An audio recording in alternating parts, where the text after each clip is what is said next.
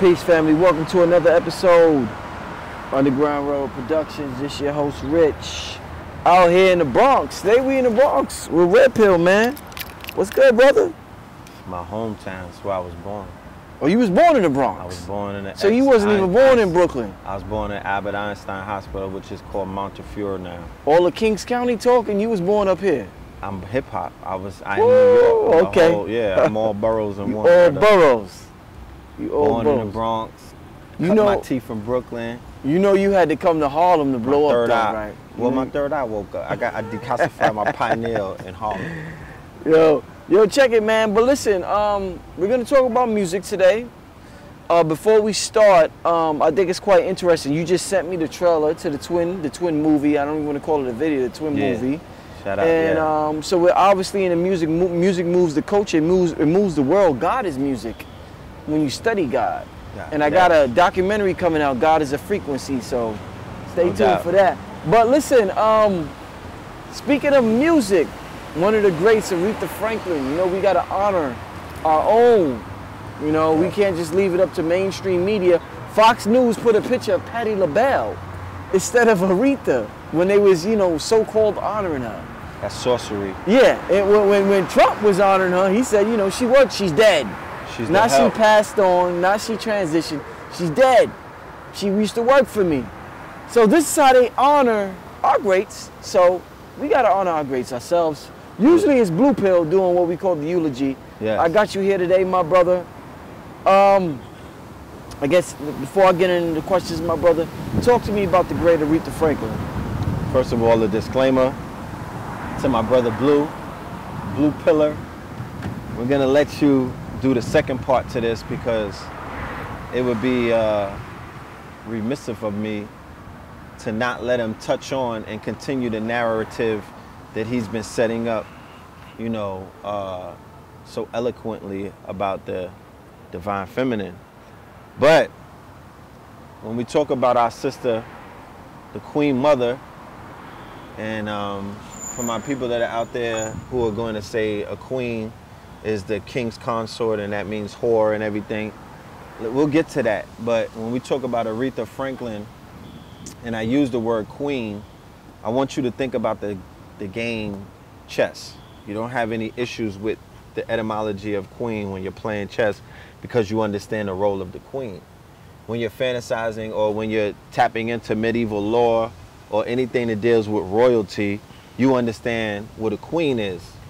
So when we talk about the genre of black music, you know, whatever term you want to apply to it, but we've been taught about black music. We have examples of what we can identify as the black experience through music in the wilderness of North America. Now,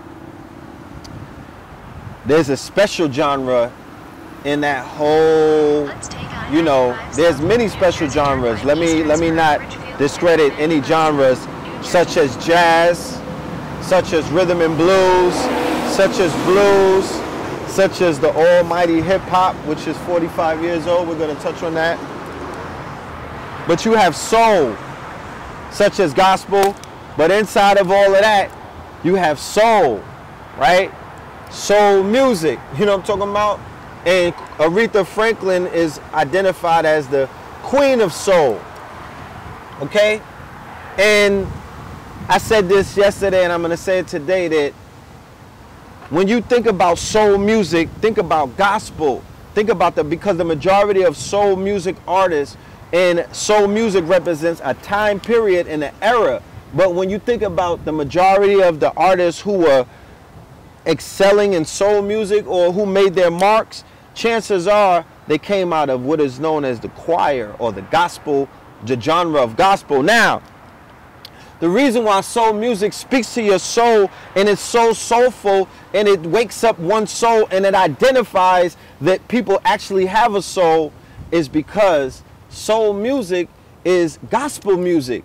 And the only thing that changed was instead of singing to quote unquote God, they put their spouse or they put their better half in place of where God would be. Interesting. So when it's Aretha singing soul music, she's singing to the brothers. She's singing to the divine. Respect. Masculine, because remember, R-E-S-P-E-C-T. Find out what it means to me. She's laying it out. I don't want no thoughts. You understand? If you're going to come and approach me, if you're going to speak to my soul, you have to first open up by giving me respect. And she sang so many different hymns and so many different tones. Like she has so, her catalog is so extensive. But let's get back to the soul. So soul music was seen as secular back in its days. You have to remember. Yeah.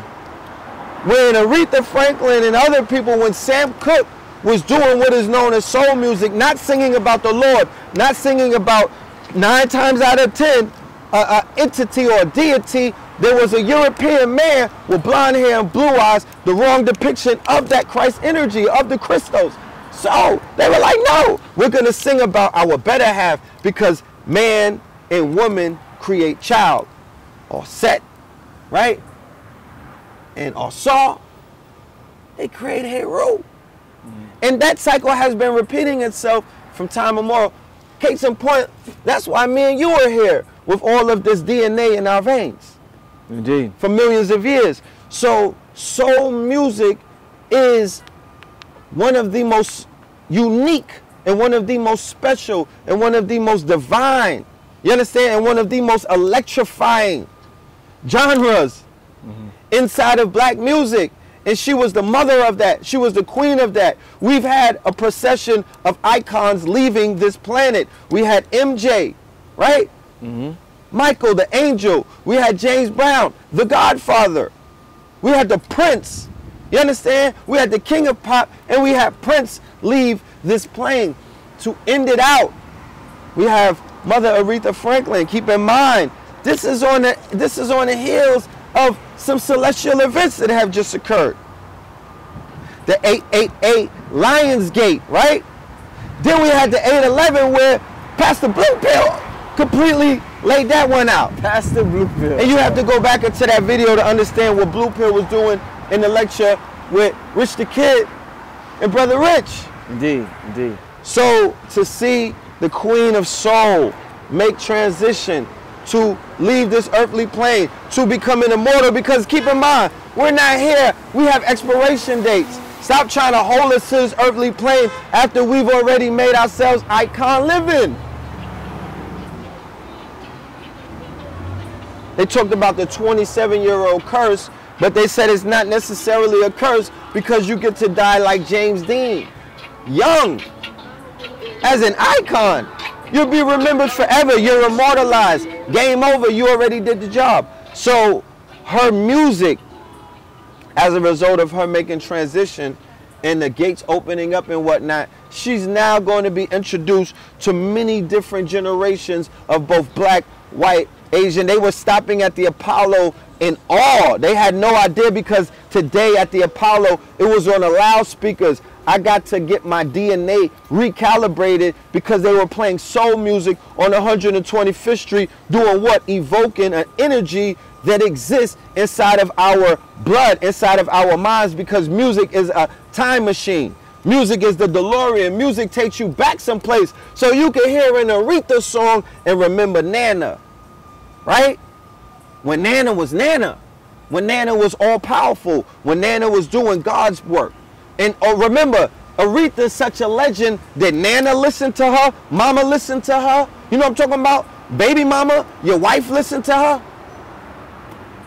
And maybe even great grandma. So she has she's expanded. She came out in the 50s. She came out on Columbia, I believe, and went to Atlantic and blew up. She's a pianist. They wanted her to be a classical singer, but she tapped into what is known as soul music. She was from Detroit, but she wasn't in Motown. She wasn't part of the Motown machine and whatnot. She had her own machine and her own, and she built up the own movement. So that energy, that Detroit, that divine feminine Detroit energy, that Chicago energy, that original, when you go back into the 100 years of consciousness, 1914 and all of that, the hotbed, the birthplace of what we know as modern day consciousness comes out of Detroit, comes out of the Chi, comes out of the Midwest.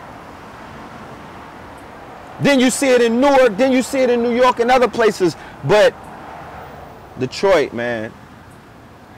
So now, yeah, let me let you go ahead. You know, you mentioned soul music, and I liked how you talked about gospel. And, you know, this African-American experience, it has conjured up certain emotions in us that can't be seen in other places in the world. It's such a unique experience. We express ourselves differently through certain types of music. Facts. You know, the blues, jazz, gospel, soul. Yeah. All of these neo soul, all these forms of music came out of the Black American experience, wherever you, even if you was from the West Indies, Biggie or whatever. Fact. When you came here, you had a certain experience, and you brought it out through the music. Super fact. What I want to ask you, Red, is that what is, and it all came from the heart, whether it's soul, blues, jazz, whatever, it came from the heart. And the mind. What do we have today that comes from the heart? Because all of these forms comes from the heart, whether we talk about God or whether we talk about our loved ones. What would you say today comes from the heart, a musical expression? Well, two things. One, before I even forget, I don't want to miss this point. Today, when I was listening to her body of work, because they say soul music is dead. I forgot to say that. Okay, but they say soul music is unless dead. It comes from a white Why person. I was listening to that extensive catalog of hers, guess what I heard, Brother Rich, who's a producer? Hundreds of samples. She may be one of the most sampled artists next to James Brown when it comes to not just core of hip hop, not the foundation, the golden era, the quote unquote era of hip hop that is known as the soul of hip hop, right? It's her music. They damn near in vogue and I heard songs of her that other groups, modern day groups, took the whole damn song of.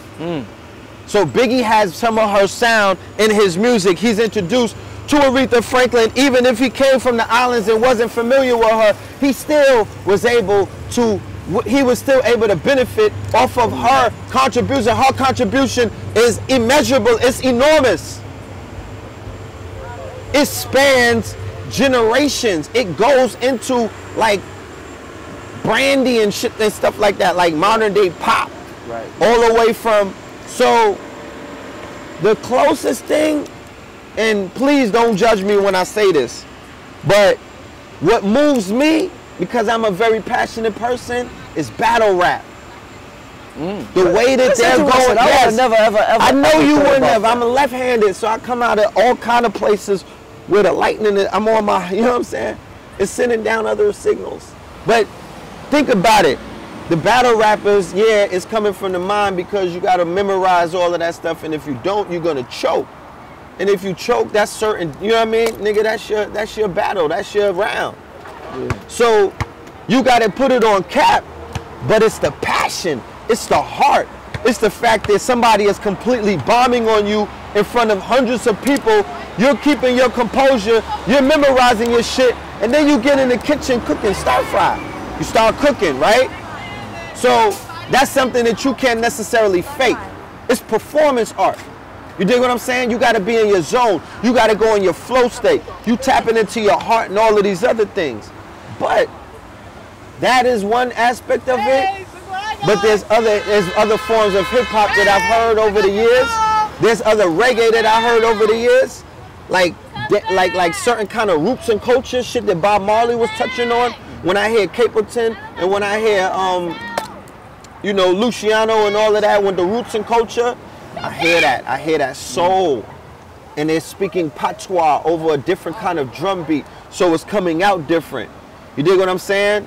When I heard the brother Connie's son at the Sonnet Awards, I was feeling that. He was coming from the heart. You dig what I'm saying? That's something that Clive Davis and them, remember our first video together where we linked up and formed this bond that we have now was downtown Brooklyn, and we had a conversation about the white paper that Clive Davis received from Harvard, and that consequently resulted in the taking down of Gamble and Huff, Motown, and other soul labels because they had to stop the soul. The same way that I identified that Liar Cohen showed his hand that he had to stop the soul inside of hip hop, which made it conscious hip hop when King Asiatic, Nobody Equal, Rakim Allah, all of these people was calling themselves God. They're calling themselves the black woman queen, doing all of that stuff, and they were calling you know who the devil. So they had to destroy that from within. And they've been doing that over time. So right now, you can't name too many artists on two hands that can replace the soul that Aretha Franklin was bringing. If you listen to her songs and you listen to the messages, how she loved her man, or not, it don't have to be her man, because keep in mind, Aretha Franklin had 2 children before 14. This is the preacher's daughter. Facts. This is the preacher's daughter from Detroit. Her father was a well-known preacher. This is the preacher's daughter, and you never heard her talk about she's to the left, kicking a man out, all of this other stuff. You never heard her dogging men. It was all from the heart. It was love. It was real. And she's coming down. We're gonna stop this segment because you know the sky is fin to open up. You know what I'm talking about? But love and light to the Queen Mother, Aretha Franklin. You are an immortal. Your music will be healing many people. I suggest we all listen to her music over the weekend and tap in. Hold up. You wanna go for 5 more minutes until her? Yeah. I suggest we listen to her music because that is healing music. That era, the 50s, the 60s, and the 70s were the most highest vibration time period for quote-unquote black people in the wilderness of North America before the era, before the scourge, before the weapons of mass destruction crack hit, and AIDS and whatnot. Facts, super facts. That was the rising of the quote-unquote black messiah. That birthed the black power struggle. That's why you niggas are here right now able to talk like this on YouTube. So we cannot throw the baby out. We cannot shit on what the elders and other people did based off of the fact that they may have traumatized and they may have hurt their offspring and whatnot. And and you know, the children, the hate you gave little infants fucks everyone. So the children have issues. But that does not negate from the fact that time that we're talking about when she was doing what she does, being very socially conscious as well, right? Not being a $40 million slave, you know, not being scared and whatnot. She was writing the soundtrack for the whole movement. Yeah. But why don't people appreciate soul music no more, my brother? If like Blue makes the point, Blue often makes the point, we talk about this crack era. Blue makes the point that the longest relationships that we'll see sometime in the black community is a crack relationship. 2 people who are together that have something in common, they smoke crack, and we will see them be together for 40 years. Meanwhile, 2 people that have jobs in the corporations can't last 5 years. Yeah. So what I want to ask you is that, why is it that we're not into love music no more? Why we don't even want to make love no more? Why we just want to beat up the pussy? We talked about this before. Whatever happened? What happened that we're not in the love making no more, Red? I think the social engineers, a lot of people, like you saw in the Lyra Cohen interview, a lot of people are steering the narrative from the top down. You understand? They're changing the quote unquote narrative. They're bringing certain artists in and keeping certain artists out. Like I said, that white paper that Clive Davis received, that they basically sent around to all of the label heads to take control. Remember, the music industry made $51 billion in 2017. The artists got $5 billion. They're raping the industry. They're changing the frequency. They're changing the vibration. So now we're stuck with the queen, Nicki Minaj. We went from the queen of soul to now we got the queen of the thoughts. You understand? Because that whole album was basically her vagina talking. You feel me? So that's where we're going right now. So the quote unquote, all of these industries are hand in hand. The pornography industry is in the same industry that the music industry is in the same industry that Harvey Weinstein's Hollywood is in. And as you can see through revelation, through things revealing itself, that all of them are crooked, all of them are wayward, all of them are following what are known as the protocols of Zion. They see our people as goyim, and our people are expendable. And the way that you basically conquer a nation, or the way that you make a nation fall, is that you promote all kind of sexual deviancy, all kind of sexual,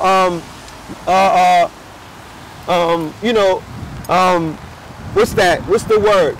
The opposite of discipline. Promiscuous? Promiscuity, the opposite of discipline. So we talked about discipline before. If you have a nation of people who are not in control of their lower self, who are sexually undisciplined, they are easy for what? Programming, capture, slaughter, and all kind of other things. So we have forces that are working against us. Our artists have to become more responsible. I'm not putting everything on a quote-unquote man's shoulder, but I'm saying that the artists who are soul artists, neo-soul, all the way down to the Aretha Franklins, those of you that are in the choir, don't get out the choir to begin to put all of your energy and all of your intellectual property and your prowess and your spirit into talk about how to motherfucking knock the boots and eat the groceries.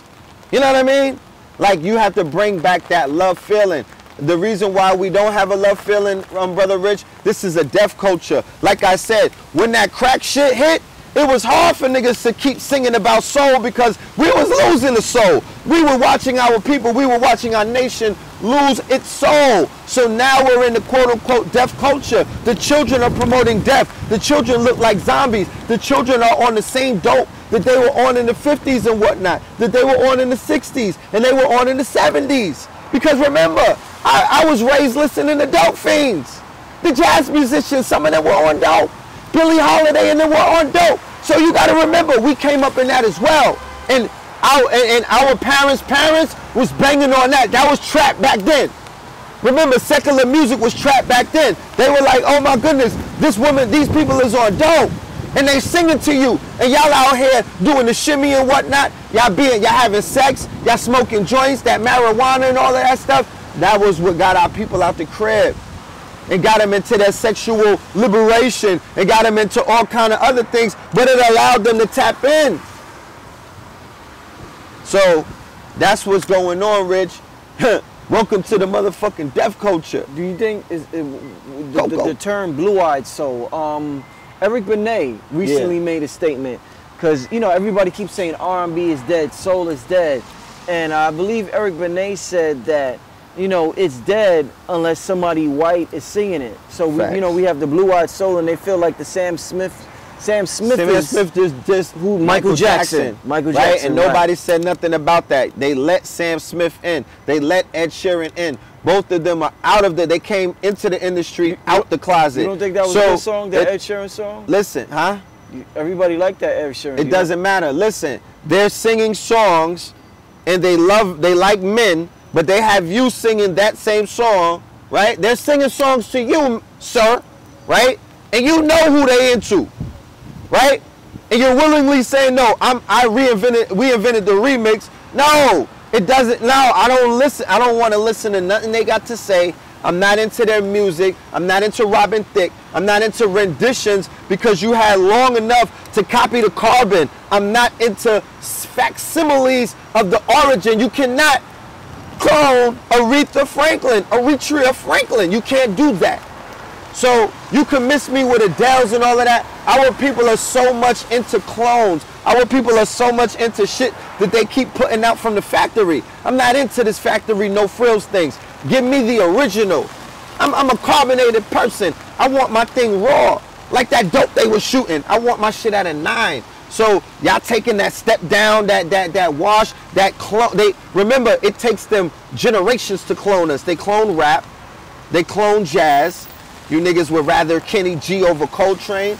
That just goes to show you who we dealing with. It's all about vibrational and frequencies and tones. The clones don't got the tones. Go ahead. Last question, because it started raining out here, family.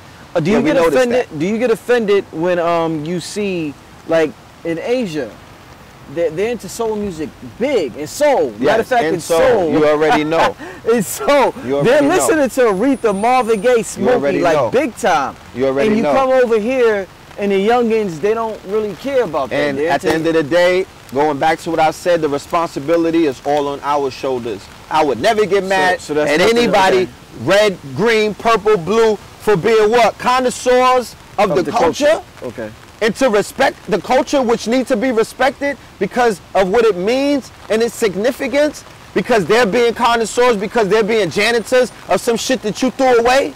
Not at all. And then they're going to benefit off of it because they have ingenuity amongst their people. They're innovators. Right. So you can't get mad if they make a museum and pay homage. You're not paying homage. You're throwing the shit away. You don't realize you're rich, you're wealthy. This is your culture. Tap in. But we're gone. I'm out. Get the shirt before we go. Look at the drip. Young Malcolm. Look at the drip. Came through dripping. You already know. All right? All right, we out here. We out. Peace.